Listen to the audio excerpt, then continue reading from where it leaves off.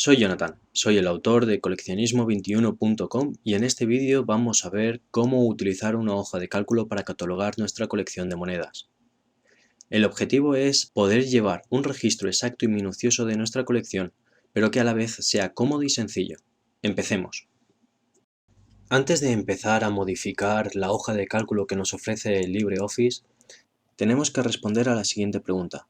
¿Qué datos de cada moneda queremos guardar? Hay tres tipos de información que podemos guardar sobre cada pieza. La podemos ver en la siguiente tabla. Se trata de datos intrínsecos del modelo, datos particulares de cada pieza y datos personales. Veamos en qué consiste cada uno. Los datos intrínsecos del modelo son los datos que son independientes de la pieza, de cada pieza en particular. Son el valor facial que tiene, la unidad monetaria a la que pertenece, país que la emitió, año en la que se emitió, el emisor que mandó acuñar esa moneda, el año de fabricación que no tiene por qué coincidir con el año de la emisión, diámetro de la moneda, el peso en gramos, el material del que está hecha esa moneda o esa pieza, puede ser oro, plata, cobre o una aleación, el tipo de canto que tiene, la ceca en la que se fabricó, la cantidad de piezas que se fabricaron o la tirada, el ensayador o el grabador que creó ese modelo y notas sobre el modelo.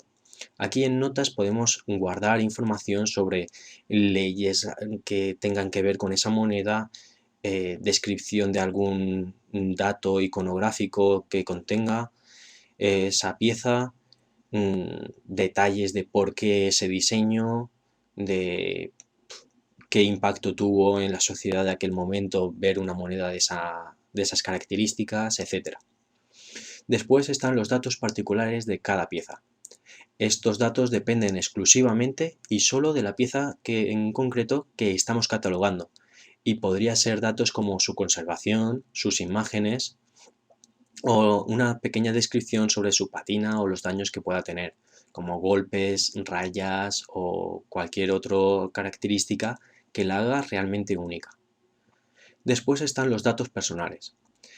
Hacen referencia a datos que no dependen en sí mismo de la moneda y podrían ser los siguientes: fecha de la compra o de adquisición, lugar donde se adquirió, el precio que se pagó por ella, o si está almacenada en algún álbum en concreto, si los tenemos etiquetados. Por ejemplo, en el álbum 1, en el álbum 2, en el álbum 40, por ejemplo, o en la bandeja 1, o en la bandeja 5, o en la bandeja 7, o lo que sea. De esa forma podemos tener de forma muy exhaustiva controlada dónde está cada pieza. Estos son los datos más o menos que se pueden almacenar sobre cada pieza de nuestra colección. Quizás encuentres alguno más o quizás no te interese tener tantos. Dependiendo de la respuesta que des a la pregunta de qué datos quieres almacenar, pues vamos a crear una tabla con las columnas que a nosotros nos interesen. Cuantos más datos, más exacto será nuestro registro, pero también será más laborioso la introducción de los datos. Pero hay que tener cuidado, elegir bien los datos que queremos tener. No vaya a ser que cuando ya tengamos registradas 1500 piezas, pues nos acordemos de que nos falta alguna columna. Tendríamos que volver a introducir todos esos datos para cada una, y eso sería muchísimo más laborioso. Lo ideal es iniciar el registro de nuestra colección de monedas tan pronto como empecemos a coleccionar, y hacerlo de forma regular con cada adquisición. Ahora que ya hemos pensado un poco en los datos que queremos almacenar, es hora de empezar a modificar y a trabajar con nuestra hoja de cálculo. Lo primero que tenemos que hacer es introducir los campos de nuestras columnas, ¿vale? Los datos que queramos guardar. Esto es pinchando sobre la celda en la que queremos empezar y añadimos la etiqueta de esa celda o el dato. Aquí sería el valor, la unidad monetaria en la que pertenece esa moneda, el país, si coleccionamos más de un país, claro, porque si coleccionamos solo uno, pues es tontería ese campo, siempre se va a repetir el mismo dato y no vale la pena. Año de emisión, el emisor, el año de emisión o de fabricación, mejor dicho, que no tiene por qué coincidir con el año de la moneda, el diámetro en milímetros, el peso en gramos. Si veis que se está entrecortadas y tal, por ejemplo aquí no se ve bien el diámetro, lo de milímetros no se ve bien, o aquí no se acaba de ver la palabra fabricación, no os preocupéis, eso se arregla ahora enseguida. Seguimos. Material, canto, ceca, grabador, barra ensayador, tirada y ya notas sobre el modelo. Estos son los primeros datos intrínsecos de cada modelo que vamos a guardar. Podemos seleccionar las columnas y sobre la primera fila que contiene las letras, con el botón derecho pinchamos y seleccionamos optimar ancho de columna y tal cual está, pinchamos en aceptar. Esto ajusta el ancho de la columna al contenido, ¿de acuerdo? Ahora ya podríamos seguir pues introduciendo datos, pero por ejemplo nosotros también queremos contener la información sobre la conservación, mira, las imágenes yo las voy a evitar, voy a poner ya también detalles y después fecha de compra, lugar de compra, precio pagado y almacenado. Así, seguimos introduciendo aquí la conservación,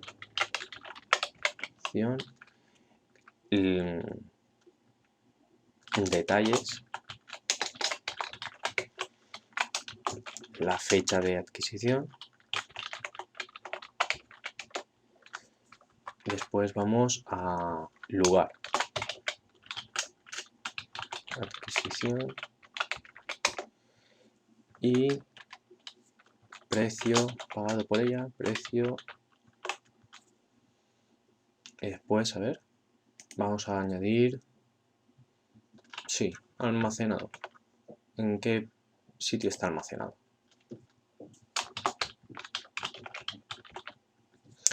Para que aparezca esto así en cursiva y en negrita y tal, se hace de la siguiente forma.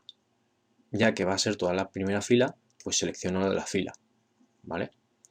Después, aquí en las opciones, voy a negrita, la quito o la pongo, y después también lo de cursiva, para ponerle en el formato que yo quiera. De esta forma, al ponerlo en negrita y en cursiva, yo soy capaz de distinguirlo perfectamente de lo que va a ser los datos de la tabla. Ahora ya sí podemos empezar a colocar datos.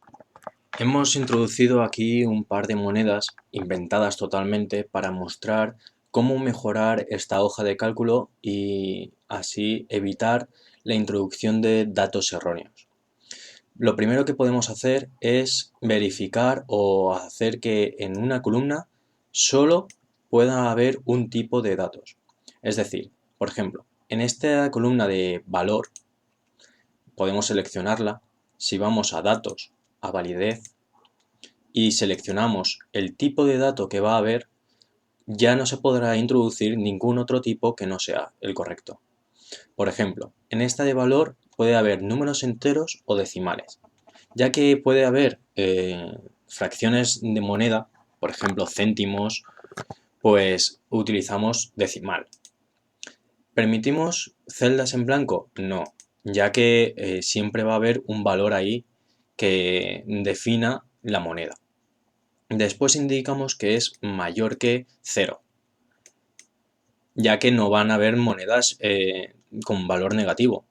Entonces evitamos que al poner un signo menos o un guión, pues se entienda como un número negativo. Si ocurre, saltará una alerta y nos avisará, oye, que estamos cometiendo un error. Después, si queremos, en la pestaña Ayuda sobre la entrada, podemos hacer que se muestre como un bocadillo. Vamos a hacerlo.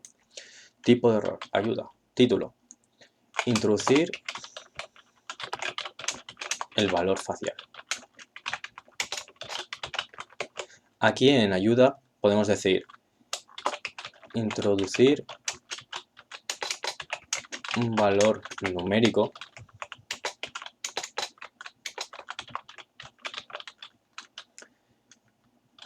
positivo. ¿Vale?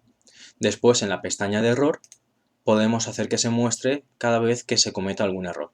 Si no chequeamos esta opción, cuando se cometa un error o se introduzca un dato erróneo, no nos avisará y entonces no valdrá de nada prácticamente el haber hecho todo esto. Entonces después le damos a aceptar y ahora cada vez que seleccionemos una celda de esta columna aparecerá un mensaje de ayuda. En este podemos introducir todo tipo de valores numéricos, decimales, excepto números negativos, porque saltará una ventanita de error. ¿Veis? Error al introducir el dato. Hay que introducir el valor facial de la moneda en valor numérico. Perfecto, aceptar. Y se elimina. Tampoco podemos introducir texto, ya que salta el valor, la ventanita de error, ya que le hemos dicho que solo deben de haber valores numéricos, decimales. Podemos hacer lo mismo con esta otra columna de unidad. Se introduce siempre texto. Así vamos a ir a seleccionar la columna, nos vamos a datos, validez. En validez, en criterios, en la pestaña de criterios, seleccionamos que la longitud de texto sea como mínimo 3. Así, más de 3 caracteres podrán definir pues, un sistema monetario, por ejemplo, euros o dólar o peseta se puede abreviar como mínimo con 3 caracteres. Así seleccionamos la condición de que sea mayor o igual que 3, diciendo el número de caracteres. Después nos vamos a la ayuda sobre la entrada. Como no queremos que se muestre ningún bocadillo de ayuda, pues no los chequeamos. Aquí en el mensaje de error sí que lo chequeamos para que nos avise que debemos de introducir una unidad monetaria. Mínimo 3 caracteres de texto, vamos a decirle, de texto. Y le damos a aceptar. Ahora cada vez que seleccionemos o introduzcamos un valor numérico en esta celda, saltará el valor, la ventanita de error. Si ponemos peseta, PST, será válido. Si ponemos EUR de euro, será válido. Para dólar, igual, USD también. Sin embargo, si colocamos dos letras solo, no será válido, porque no entenderá ese tipo de datos, ¿vale? Para la columna país igual, para el año se puede hacer exactamente muy parecido a lo que hemos hecho en la columna de valor. En este caso vamos a seleccionar en datos validez, en criterios, un valor entero, ya que los años son valores enteros de normal. Vamos a permitir celdas en blanco, sí. ¿Por qué? Porque hay monedas que no contienen o no tienen acuñada el año. Ejemplo, monedas de escudos de los Reyes Católicos. En caso de que los haya, va a ser mayor de 0. Entonces ponemos esta condición, que los datos tienen que ser mayores que y abajo el valor mínimo, que es 0. En ayuda sobre la entrada no vamos a colocar ningún dato. En mensaje de error, sí, chequeamos y ponemos que los años, error al introducir el año. Y vamos a decir, tienen que ser valores enteros, no decimales, positivos, mayores que 0.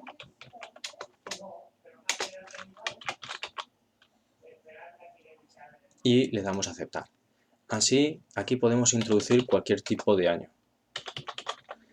Veis que también se permiten años cortos, demasiado cortos. Pero esto irá bien, por ejemplo, para las monedas romanas. También permite años demasiado largos. Podríamos poner un rango de años si nuestra colección está acotada, por ejemplo, para el centenario de la peseta. En ese caso, seleccionamos la columna, vamos a datos, a validez y en criterios podemos seleccionar que está entre mínimo 1869 y el 2001, que sería el centenario de la peseta, por ejemplo. Le daríamos a aceptar y aquí estos datos, como ya están introducidos, no pasa nada. Pero si introducimos cualquier otro dato, ahora, ¿ves? Salta ese error y la elimina. Si no está limitado por esas fechas, pues van a ser válidos. Para no tener que tipear muchos datos repetitivos, como por ejemplo serían las secas, pues podemos hacer varias cosas. Podemos recurrir a las listas desplegables. Aquí tengo una como ejemplo. ¿Veis? Aquí se pincha en la flechita que aparece al lado de la celda y aparece un listado con todas las secas que, más o menos, que ha habido en España. ¿Cómo hacemos esto? Vamos a verlo. Pinchamos aquí, nos vamos a una hoja del mismo archivo, creamos un listado con los datos que se van a repetir muchas veces a lo largo de todo el catálogo. Como podéis ver aquí, jefes de Estado. Fernando e Isabel, Juan y Felipe, Carlos, Felipe II, vamos, toda la cronología de todos los reyes y los gobiernos pues que hubo en España. También tenemos aquí lo del estado de conservación. Seleccionamos, por ejemplo, lo de la ceca. Seleccionamos el rango, pinchamos una más y aquí nos vamos a darle un nombre. Ponemos aquí ceca y nos selecciona el rango que teníamos. Muy bien. Nos vamos, pinchamos Enter y nos vamos a nuestra tabla. Seleccionamos la celda, nos vamos a datos, a validez y en criterios seleccionamos intervalo de celdas. Y aquí ponemos el nombre del rango de celdas que hemos seleccionado antes, que sería ceca. Y le damos Enter. Así es como nos da. Ahora después, para que las demás celdas también tengan la misma característica, pinchamos en el cuadradito negro que aparece en la esquina de la celda y, sin soltar, arrastramos. Todas estas celdas van a tener ahora la misma característica, pero como habíamos seleccionado un valor, pues estas también van a tener el mismo valor. Para dejarlas en blanco, las seleccionamos y borramos. Le damos a la tecla suprimir y ya está. Podemos hacer lo mismo con las unidades, con la conservación. Por ejemplo, aquí ya lo he hecho, tenemos una lista y evitamos tener que estar tipeando caracteres y datos que son muy repetitivos. Así nos ahorramos mucho tiempo. Cuando tenemos un listado muy grande, una tabla bastante larga, pues a veces nos puede parecer interesante tener a la vista siempre la cabecera de la tabla, ya que a estos números, ¿a santo de qué? Si no vemos la cabecera, pues no podemos saberlo. Esto se puede hacer en LibreOffice, pues pinchando en esta rayita negra que aparece en la esquina superior derecha, pinchamos y arrastramos hacia abajo. Y aquí seleccionamos la celda que se quiere ver. Vamos para arriba y buscamos la celda número 1, que es la cabecera de la tabla. Vale, ya está. Ya lo hemos visto y aquí esto lo ajustamos para que se vea bien. En próximos vídeos veremos cómo mejorar sustancialmente esta tabla para que sea pues mucho más cómoda de leer y de ver y que sea mucho más práctica. Esto ha sido todo por este vídeo y espero que te haya servido y resultado muy útil. Por favor, visítanos en nuestra página web coleccionismo21.com y suscríbete al canal de YouTube. Y muchas gracias por vernos. Hasta luego.